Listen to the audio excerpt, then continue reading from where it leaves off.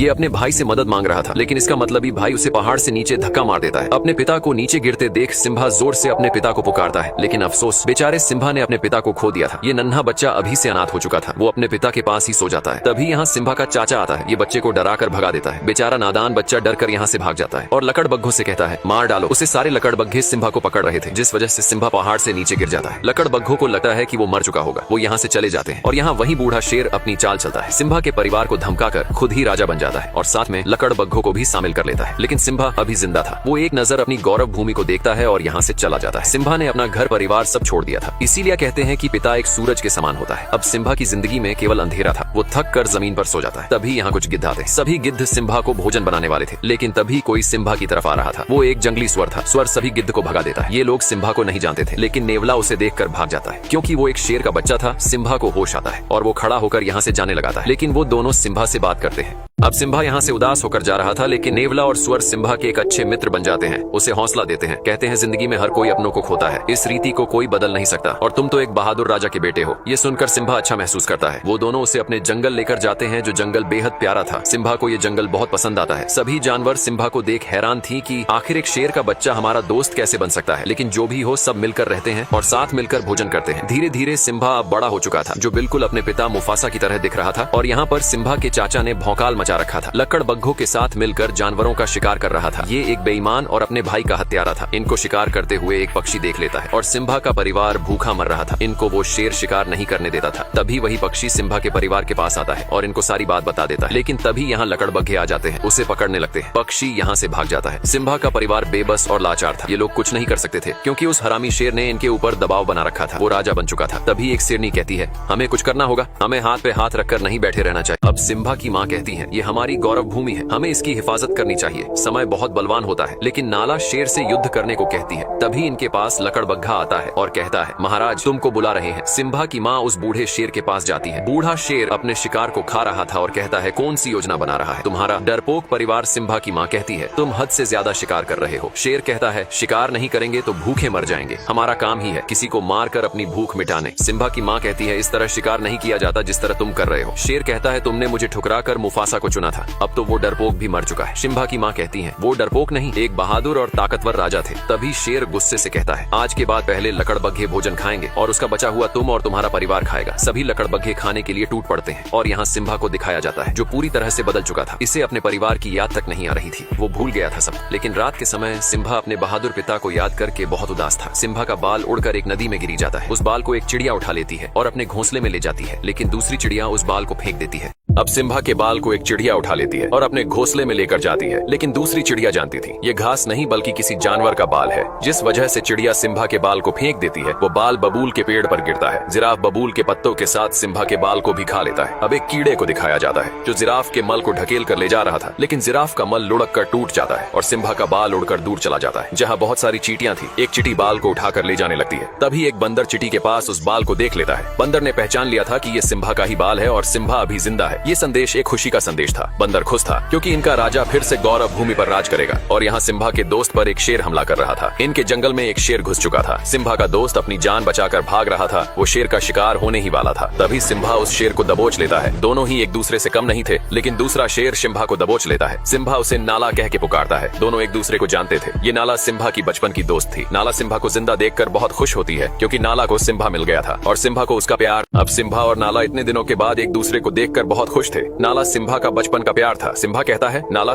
इस जंगल में तुम्हें बहुत अच्छा लगेगा, यहाँ सुकून है। नाला कहती है, सिम्बा तुम्हें अपने घर चलना होगा। उस बूढ़े शेर ने हमारी गौरव भूमि बर्बाद कर दी है। तुम हमारे राजा हो, सब तुम्हें देखकर बहुत खुश होंगे। सिम्बा कहता है, मुझे कहीं नहीं जाना, मेरा यही घर है, तुम भी यही रुक जाओ, इस जगह तुम्हें बहुत अच्छा लगेगा। सिम्बा नाला को पूरा सुंदर जंगल घुमाता है। दोनों बहुत मस्ती करते हैं। ये जगह नाला को बहुत पसंद आती है, क्योंकि इस जंगल में सचमुच सुकून था। दोनों इस पल को जी भर के जीते हैं। तभी नाला कहती है, सिम्बा अगर तुम जिंदा थे तो तुम घर क्यों नहीं आए? उस बूढ़े शेर ने पूरी गौरव भूमि तबाह कर दी है। हमें कई दिन भूखे भी सोना पड़ता है। लेकिन सिम्बा कहता है, मुझे इससे कोई मतलब नहीं है, अब यही मेरा घर है, मैं इसे छोड़कर नहीं जा सकता। सिम्बा बहुत बदल चुका था। वो भूल चुका था अपने लोगों को। नाला कहती है, कैसे शेर हो तुम? तुम्हारे पिता और तुम में जमीन आसमान का फर्क है। तुम एक कायर हो, डरपोक हो। इतना बोलकर नाला यहाँ से चली जाती है। अब सिम्बा रात के समय जंगल में उदास घूम रहा था। तभी वही बंदर सिम्बा के पास आता है और कहता है, सिम्बा पहचानो खुद को कि तुम कौन हो। सिम्बा बंदर की बात को अनसुना करके जाने लगता है। तभी बंदर कहता है, मैंने अब सिम्बा अपने घर जाने से मना कर देता है क्योंकि सिम्बा का अब से यही घर था। नाला कहती है, सिम्बा हमें तुमसे उम्मीद थी कि तुम हमारी और गौरव भूमि की रक्षा करोगे, लेकिन तुम तो डरपोक और बुजदिल निकले। इतना बोलकर नाला यहाँ से चली जाती है, लेकिन सिम्बा को कोई फर्क नहीं पड़ रहा था। अब सिम्बा उदास होकर जा रहा था, तभी इसे वही बंदर मिलता है। सिम्बा उस बंदर को नहीं जानता था, लेकिन बंदर सिम्बा और उसके पूरे परिवार को जानता था। बंदर सिम्बा के पास आकर कहता है, सिम्बा पहचानो, तुम कौन हो? लेकिन सिम्बा उसकी बातों को इग्नोर करके जा रहा था। तभी बंदर कहता है, मैंने मुफासा के बेटे को गोद में खिलाया है। इतना सुनते सिम्बा रुक जाता है और कहता है, तुम मेरे पिता को कैसे जानते हो? बंदर कहता है, तुम्हारे बहादुर पिता को कौन नहीं जानता, मैं तुम्हें तुम्हारे पिता से मिलवा सकता हूँ। सिम्बा बंदर के पीछे पीछे भाग रहा था। सिम्बा को लग रहा था कि उसके पिता जिंदा है, लेकिन बंदर सिम्बा को एक नदी के पास लाता है और कहता है, देखो अपने पिता को। सिम्बा पानी में अपने चेहरे में पिता का चेहरा देखता है। बंदर कहता है, तुम्हारे पिता तुम्हारे अंदर है। तभी सिम्बा को आसमान से आवाज आती है, वो इसके पिता थे। वो कहते हैं, बेटा सिम्बा, तुम एक शेर हो और शुरू से ही शेर जंगल का राजा रहा है। इतनी बातें सुनने के बाद सिम्बा में अपने पिता की ताकत और वो जोश महसूस हो रहा था और निकल पड़ता है।